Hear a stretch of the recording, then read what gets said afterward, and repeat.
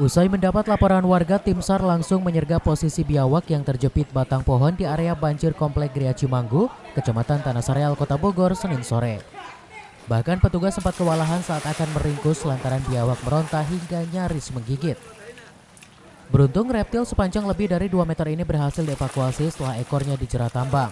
Sebelumnya, warga resah lantaran sempat memergoki satwa mirip buaya kabur menyusuri genangan ke dalam area komplek. Diduga hewan liar itu terseret arus sungai saat banjir meluap Sabtu malam lalu.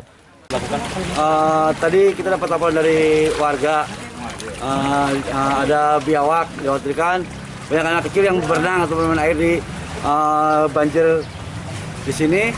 Jadi kami coba evakuasi biawak dikhawatirkan mengganggu atau membahayakan kepada warga sekitar atau anak-anak yang bermain air di sini. Ini peliharaan yang lepas atau bagaimana? Ini kemungkinan biawak ini liar.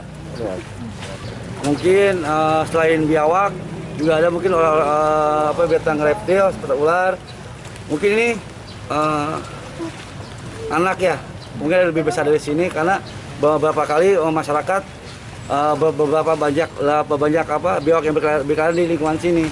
Usai diamankan, biawak berkelamin jantan ini langsung dievakuasi ke kantor BPBD setempat untuk dilepaskan kembali ke habitatnya di sungai lain.